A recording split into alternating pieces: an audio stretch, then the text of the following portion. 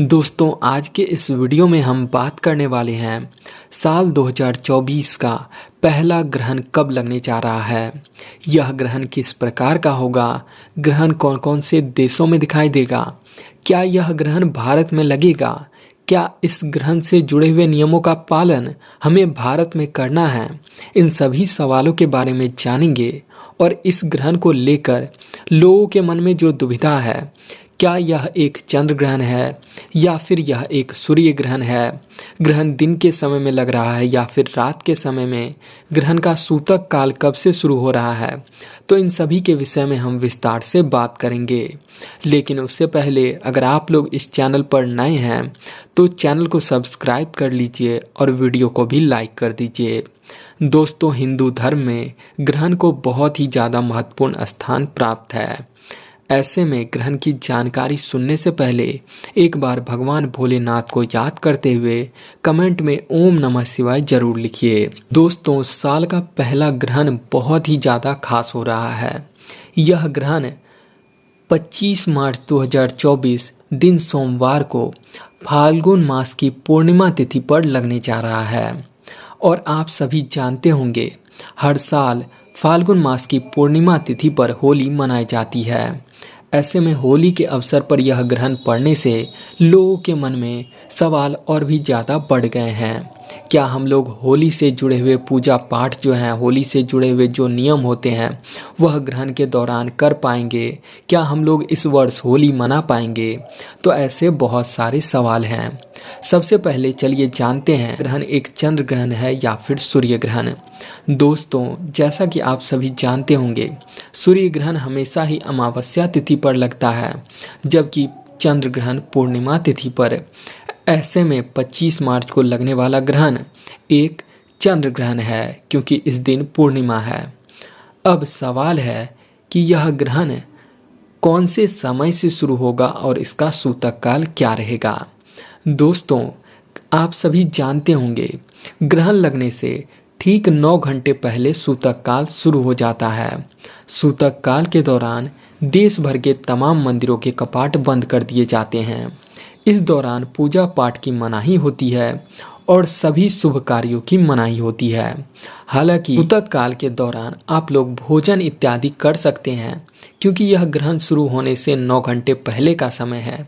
ग्रहण जब शुरू हो जाता है तो उस समय को ग्रहण काल कहा जाता है।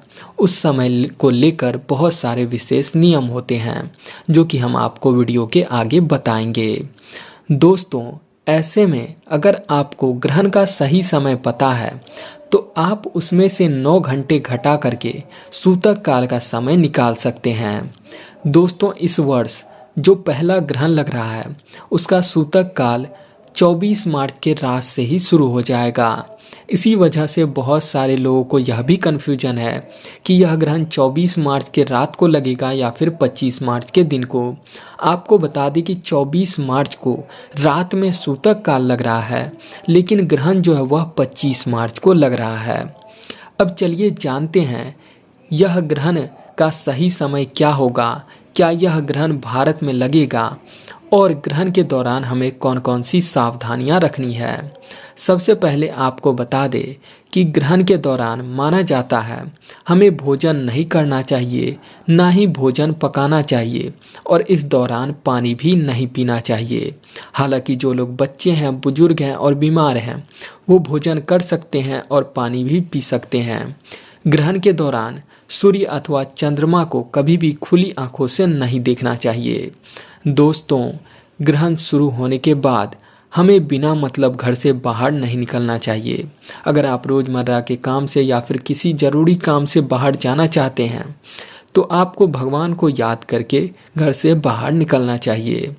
दोस्तों चंद्र ग्रहण के समय किसी भी मंदिर में प्रवेश नहीं करना चाहिए। अपने घर में मौजूद पूजा पाठ के स्थल पर भी प्रवेश नहीं करना चाहिए। ग्रहण समाप्त होने के बाद हमें पानी में गंगा जल मिलाकर के स्नान अवश्य करना चाहिए और अपने घर के आसपास और घर में भी गंगा जल का छिड़काव करना चाहिए।